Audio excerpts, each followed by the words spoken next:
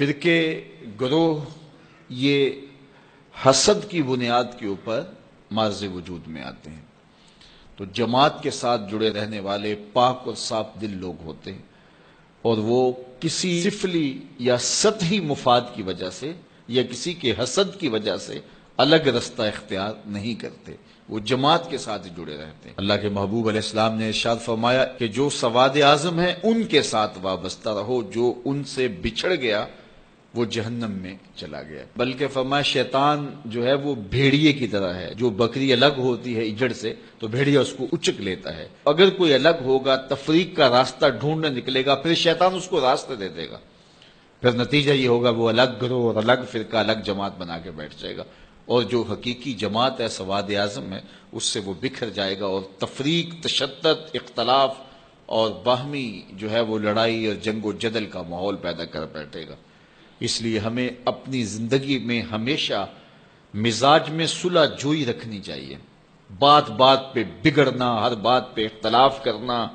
اور الجھاؤ پیدا کرنا، بعض لوگ اس کو تحقیق کا نام دے کہ ہر وقت ہی جو ہے وہ عجیب کیفیت میں رہتے ہیں، بعض کا جماعت کے مفاد کے لیے کوئی چیز چھوڑنی بھی پڑتی ہے جس کو درست سمجھا جاتا ہے، اور اس کی سب سے بڑی مثال اللہ کے محبوب صلی اللہ علیہ وسلم کا اپنا عمل ہے۔ آقا کریم نے فرمایا عائشہ میرا جی چاہتا ہے کہ کعبۃ اللہ کی تعمیر طرز ابراہیمی پہ کروں، لیکن میں یہ سوچتا ہوں کہ تیری قوم کی عصبیت نہ جاگ پڑے، یعنی قریش کے دل میں یہ بات نہ آئے کہ یہ ہماری خاندانی جو تعمیر ہے اس کو توڑ کے ایک نئی تعمیر انہوں نے سامنے لائی ہے۔ اگرچہ بات کسی ایک آدھ شخص کے دل میں آتی اور وہ اس کو دور کرنے کی کوشش کرتا، لیکن اس کے باوجود حضور علیہ السلام اس سے بھی بچے کہ کہیں اس میں جو ہے وہ لوگوں کے ذہن میں جو ہے وہ ایسی بات نہ آنے پائے۔ اب یہ کتنی بڑی بات ہے، اگر ہم لوگ اس بات کو سمجھ لیں تو یہ بات بات پہ بگڑنا، جھگڑنا، جنگ و جدل، لڑائی اور باہمی تشدد، افتراق اور کیا کچھ ہے، اور جو اس وقت ہم کر رہے ہیں پوری دنیا کے اوپر، مسلمان آج دیکھیے شام کے اندر جو کچھ ہو رہا ہے، اور ہم آپس میں جو ہے وہ باہم دست و گریبان ہیں۔ ہم چھوٹے ہوتے تھے تو وہ ایک کہانی پڑھتے تھے کہ ایک تھا تیتر ایک بٹیر، لڑنے میں تھے دونوں شیر، لڑتے لڑتے ہو گئی گم، ایک کی چونچ اور ایک کی دم، دونوں کو نقصان ہو گیا، ایک کی چونچ جائے گی اور ایک کی دم جائے گی۔ تو ہم جب امت مسلمہ آپس میں جنگ و جدل کا ماحول ہی قائم رکھے ہوئے ہوں گے تو پھر نتیجہ کیا یہ ہوگا کہ شام کے اندر جو ظلم ہوا، اس سے قبل جو یمن میں ہو رہا ہے، اسی طرح برما میں جو کچھ ہوا، افغانستان کے اندر جو کچھ ہوا، 56-57 اسلامی ملک اور ہماری یہ حالت، بس ہم جغرافیائی الجھنوں میں ہیں، اس امت کو اس تقسیم میں ڈالا گیا۔ یہ اب بھی بہار عرب پچھلے دنوں میں چلی، عرب نیشنلسٹ اور یہ جو کچھ بھی ہے، یہ تعصب اور یہ عرب و عجم کی تقسیم اور یہ سرحدی تقسیم امت مسلمہ کے اندر امت کو منتشر رکھنے کے لیے یہ بت گھڑے جاتے ہیں تاکہ امت تقسیم رہے۔ تو جب سلطنت عثمانیت توڑی جانے لگی تو اس وقت یہ بات کہی، عربوں کا تعصب ابھارا جانے لگا اور عربی عجمی کی تقسیم کو ہوا دی گئی، تو اس وقت اقبال نے کہا یہ بت یعنی قومیت کا بت، یہ بت کے تراشید آئے تہذیب نوی ہے، یہ نئی تہذیب نے یہ بت تراش کے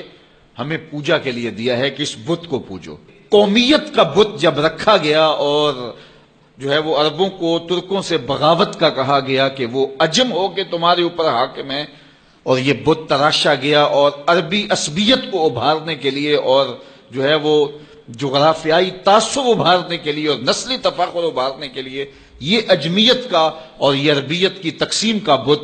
یہ قومیت کا بت جب تراشا گیا تو اقبال کتنا زیرک شخص تھا، اس وقت کہا تھا کہ یہ